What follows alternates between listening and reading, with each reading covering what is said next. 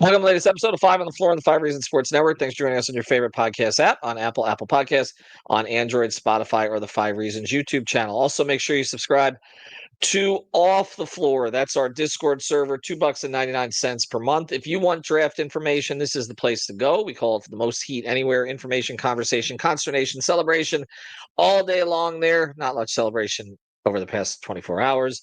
Again, bypass the Apple upcharge. Click on the link in the description, $2.99 per month, and you can cancel at any time. That's pretty good. It's like you could just cancel an NBA season. We would have done that already. All right. Also, subscribe to Prize Picks. Use the code 5 FIVE. Put down $5. You get $50 to play right away. Prize Picks, the official fantasy partner of the Five Reasons Sports Network. Legal again in the state of Florida. And you got all the features that you used to have pretty much. So you can play across the sports spectrum, make the rest of the season interesting. Use the code 5 FIVE. Get $50 to play right away. And now, today's episode. Mercy, luxurious, Heat Nation, yeah, Mercy and Lago, down to Biscayne, yeah, five on the floor. Ride for my dogs, where here's the thing, you can check the score. Hustle hard, couple scars, wearing bubble frogs. Down to Biscayne. Kept the floor playing, got it all band. Y'all seen the block, stop with one hand. And Pat we trust, it's power, have the guts. We're here to bring the heat, y'all can hang it up. Welcome to Five on the Floor, a daily insider show on the Miami Heat and the NBA, featuring Ethan Skolnick, Greg Sylvander, Alex Toledo, Brady Hawk, and others from the Five Reasons Sports Network. Also, make sure to subscribe to Off the Floor for the most heat anywhere.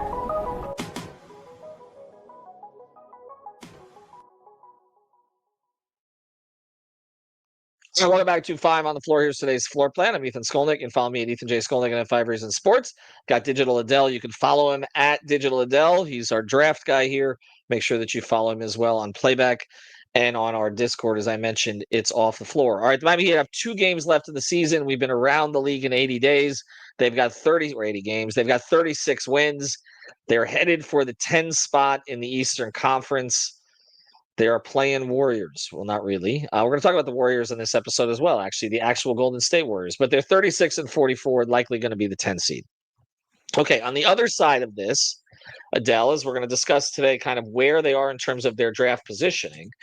The Western Conference right now is a mess. And it has remained a mess. And it is every team, it seems, has had some kind of controversy here. But as we stand right now, the Rockets losing at home at the buzzer to Harrison Barnes and the tanking Spurs. The Warriors are 7th in the West.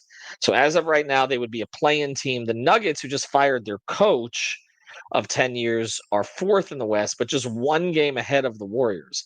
The Clippers are tied with the Nuggets, but the Nuggets have a tiebreaker. The Clippers are the hottest team in the West right now. They've won 6 straight. They're 48 and 32. The Grizzlies are currently 6th. They also recently fired their coach. They've won 3 straight. They're 47 and 32. As I mentioned, the Warriors are 47 and 33. The Wolves are 46 and 33. The last 2 teams, the teams that are going to be in the 9-10 in the play-in, both made major trades this year of star players. The Kings are 9th. The Mavericks are 10th. And that is how that will finish. But basically, it's a mess between essentially 3 and 8, although the Lakers have an inside track at the 3 seed. So the reason we're mentioning that in the context of the Heat, of course, is because the Heat have the Warriors' first-round pick, provided that it's not in the top 14. Otherwise, it becomes unprotected next year. Let's go through the rules on this, Adele, because perhaps you can explain this better than I have, about how this works with the play-in and the playoffs. So, because I know there's a lot of confusion about this. Okay, so essentially the Heat keep their pick as long as it's not in the top 10. The Heat get the Warriors pick as long as it's not in the top 14. But what is that based on? So, well, there's a couple of things there. So the Miami Heat actually have the ability to get the Golden State pick if it's not in the top 10. They can keep their own as long as it's within that lottery, long as it's not within the lottery itself.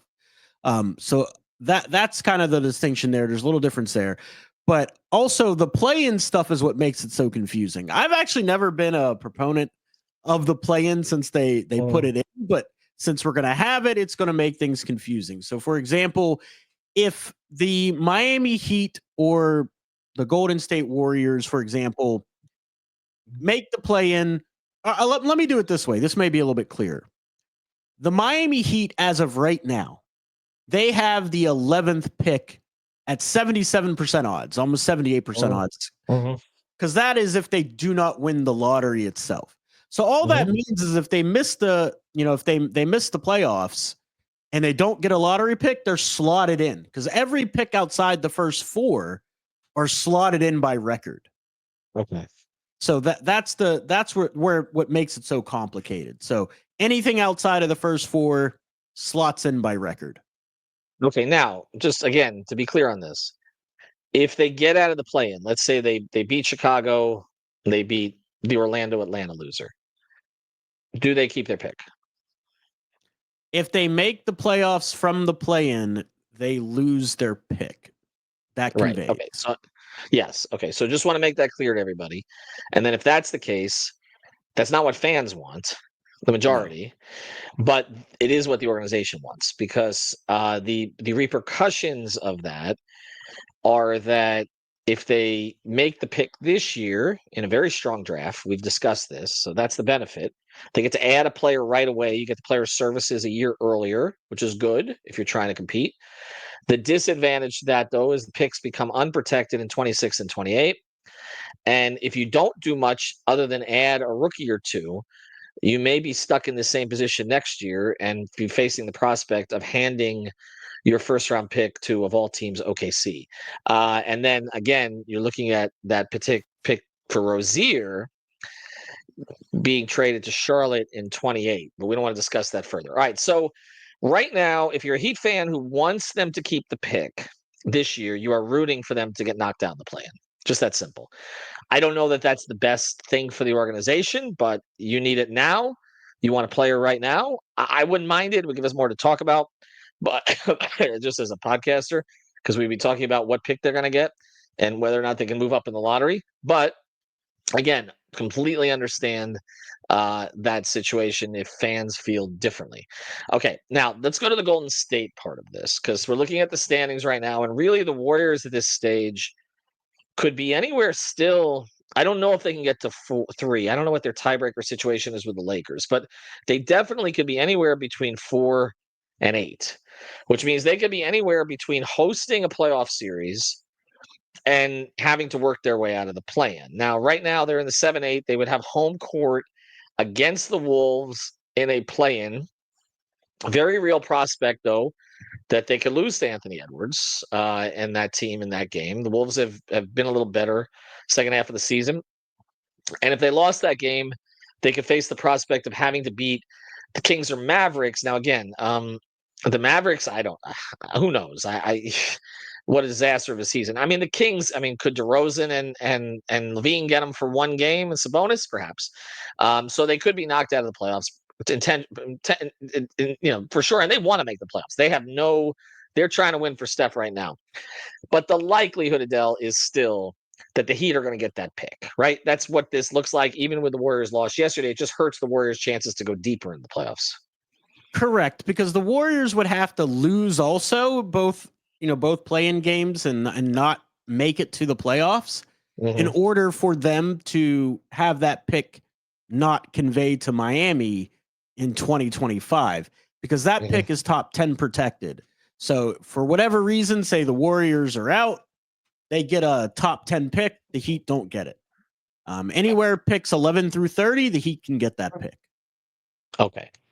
So again, we're looking at a top 10 pick. So there's a little more of a complication than the Heat's pick, which is protected 14, right? No. Yes, the lottery, right? lottery protected, 1 through 14. Lottery protected, whereas the Golden State pick is protected top 10. So other than that, unless they move up to that. So again, the likelihood right now is that the Heat are going to get that pick. So the more that the Warriors fall in the standings, that that benefits Miami, right? So it was kind of like you're trying to thread a needle here, where Yes. you want to get with that one. You want the pick this year because I don't think that the Warriors are going to be bad enough to be a lottery team. I don't think the unprotected thing is going to matter next year anyway. So unless Jimmy gets hurt, Curry gets hurt, and the thing implodes with Draymond, which is all possible, but Right. still. So what you really wanted is them to make the playoffs, but be the lowest seed possible, the worst seed Yes. possible, and that looks like that could happen. It looks like they could end up the 7 or 8 going into the postseason, which means that you're going to get a fairly decent pick. So let's say I know it's less conjecture at this point, but if the Warriors are say 8th, where would that pick possibly be? Provided that again they don't win the lottery and move up.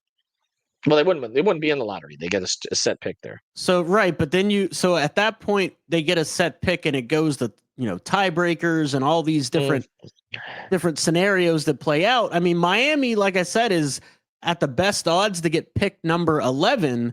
That's kind of where Golden State would slot in. So they could have potentially a pick at 11 and a pick at 12 or a pick at 11 and a pick at 13. Like it could be anywhere in there. Okay. So, but again, it looks like the Heat are going to get a decent pick there. The concerns about the Warriors getting up to 4 and that pick losing more value Right. does not look like it's going to happen because Harrison Barnes made a shot yesterday. That's, by the way, that's honorary Heat member Harrison Barnes because they actually had a trade in place for him this summer, as I've mentioned. It was part of that 3-way with DeRozan, and Duncan was going out, but then San Antonio decided to keep Barnes instead of trading for Herter. And of course, then it all comes full circle because Kevin Herter killed the Heat last night. And now he's in Chicago. He's not even in Sacramento anymore. All these things come together. All right. So on the other side of this, now that we've taken 10 minutes to explain this, we'll get into the outcome that you prefer at this point, based on the fact that we know that the Golden State pick is not going to be like 24 or something like that. It's going to be probably late teens, something along those lines. And you're probably going to get a good player. All right. So we'll do that. On the other side of that, first, we're going to mention a great sponsor of the 5 Reasons Sports Network. You got to check out this guy's Instagram to really understand what he does. I mean, he's the best at what he does, but also he's entertaining. He's a huge Miami Heat fan. He's just a man about town. Even has an alter ego named Ruby. Check it out. It's ericrubenstein.com. You can find him at 877-829-ERIC. That's 877-829-3742. What will he do? You have a car accident, he will help you get your money. So go to ericrubenstein.com. He grew up here in Lauderhill in Broward County, went to St. Thomas University, graduated magna cum laude.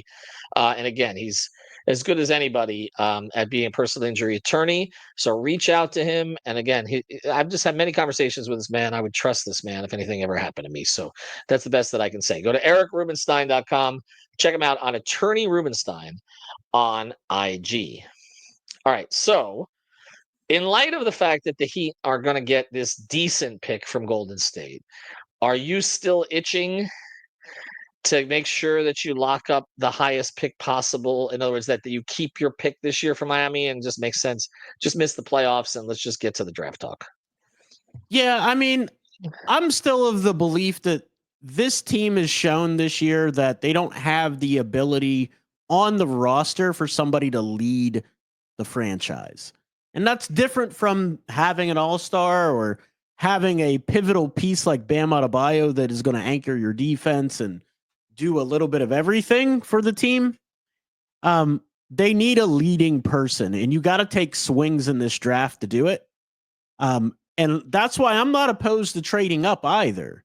Like, if you have 2 premium picks in the teens, could you package those? And if Trey Johnson falls to 7, for example, you go up and get that guy because he has the potential to be a leading franchise type of guy. Or if Jeremiah Fears is on the board, do you grab him at one of those picks and then get a backup big?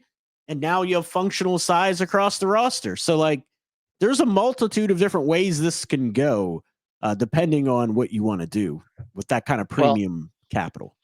Yeah, and I agree with you that this team has shown that they're capped where they're at. I think that's pretty much it. We've seen Tyler and Bam both play very well at times this season, but neither of them's a 1A. I don't know that you'll find a YNA in the draft, but it seems to be hard to find one in free agency or trade. We've talked about Durant. There was a report today about how they're going to have to take even less for Durant, but I think that owner is so off his rocker that I don't know that he'll actually do the best thing for the franchise. So it's there's not a lot of certainty about where that next star guy is going to come from. I mean, unless you think Khalil Ware is going to be that, but we're probably 3 years away from that ever being realized. And they have a decision to make on Tyler Hero and that extension, which is something we'll devote episodes to. They also have a decision to make on Nikola Jovic, who we've still not seen back on the court. I just don't have any faith that this team, at first I said, oh, they're going to win 2 play-in games. Then I saw it against Chicago, and I'm like, well, they're going to lose next week anyway. So I think we're going to start to have these conversations, but Heat fans are going to get all in their feelings if they end up losing this pick only to get swept by Cleveland, which would seem like the perfect punctuation on this season. I guess, Adele, my other thing on this is that, as you mentioned, the 2 picks, and we've done episodes on this, but people have to not think about this just as you're taking 2 players. You might not be. You might have an opportunity. There might be a player there somebody else really wants, which gives you the option to move that pick, or again, you trade the 2 picks and move up, as long as you don't have to give up too much. And we've talked about the possibility the team would ask for Ware in that kind of situation. Also, we talked about the tournament a lot, so I wanted to close with this. You had identified some players that had moved up in your view during it. Did anything change off? I mean, the final. I guess let me ask you about Florida's guard first, because I know Clay, because I know a lot of people, pointing to that. Do you see him as a late first? I see him as a late first, early second. I think what he did in the tournament solidified that. A lot of people saw that as, we got to move up and we got to make sure we get him, late teens and very early 20s. And I don't think that's the case because he's still going to seem to be small. The combine isn't out yet, so we don't have the full measurables. But if you want to comp, and I hate comps, I hate player comps. But if you want one, he's more Patty Mills than anything else. And so he's really good coming off screens off the ball, takes really tough shots off the bounce. His shot selection isn't great, but he does make tough shots. But he gets downhill in a hurry, very linear athlete. Not a lot of side to side in his game, but he will get downhill. Not a great facilitator either. Very Patty Mills-like. So late 20s is where I got him. And people got to get out. Don't think of Patty Mills with the Heat. Like think of Patty Mills was a very good rotation player for a long time in San Antonio. He contributed to championships. I could see this kid as a player who contributes to winning if used the right way. But if you're trying to put a franchise on him, that's not the kind of player that he is. But people are making Steph comparisons. We have to understand. Steph was like a once in a lifetime meteor. I've seen that on Twitter. Like that was, that guy, if you watched him in college, just taking on teams by himself, and he's changed the games, and everybody is Steph. That's not the way it plays out. All right. So basically, Adele, you are, I feel like, a little on the fence. Like you're okay if they get the pick this year, and you're kind of okay if they don't. The organization is not with you. They want to make the playoffs. The fans are not with you. They don't want to make the playoffs. So you just managed to piss off everybody. Yes. There's a nightmare scenario here that nobody's talking about. Let's close with that. Let's give everybody the good news. Give us the nightmare scenario. The nightmare scenario for Heat fans is that the Heat make the playoffs. They don't get that pick. It conveys the Warriors lose in the play-in, and they don't get that pick either. So if you're a Heat fan, like you're rooting for the Warriors in the play-in, right? Yes. You're rooting for Jimmy in the play-in because otherwise you're effed. Like you have to, like he had 17 free throw attempts yesterday. He doesn't shoot anymore. He's just foul grifting basically, which again, more power to him. The Heat had 17 free throws attempts as a team. They could have used the foul grifting last night against Chicago, but if they lose to Sacramento, I don't think they're going to lose to Dallas. I don't know how Dallas. I would think the Kings would beat Dallas, but who knows? But again, you get a 35-point Levine game with Jimmy guarding him, and all of a sudden, the Warriors are bounced from the playoffs, and the Heat, you don't get your pick. So we will be watching those games, and if you're a Heat fan, you are rooting for Jimmy Butler and that's it. You've been rooting against him now. Bring them down a little bit to this seed, but they better not blow it in the playoffs. So a play-in Jimmy better be a thing because we didn't get to see it last year. Can I mention something really smart, really quick? That Yes.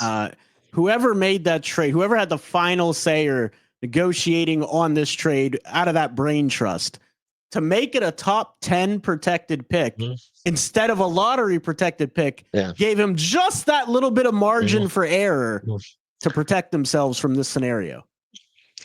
Send your Hanukkah cards to Andy Ellisberg because that was him. It was him and Nick. We're doing all the negotiating on this. Pretty much with Mike Dunleavy Jr. But it was Andy who insisted when the Warriors were balking at things as they were still trying to get Durant. Insisted, okay, we don't want. He was trying to give him the Cleveland pick. Dunleavy was trying to give him the Cleveland pick, which would have been 31st, I guess, right, or 29th. Yeah. Okay, so it would have been 29th, and they were trying to pull a fast one, and Andy came back and was like, "No, we need your pick." And then we need your pick, and then working out the protections. If they end up getting that pick and they end up getting a good player, that trade's going to look pretty good.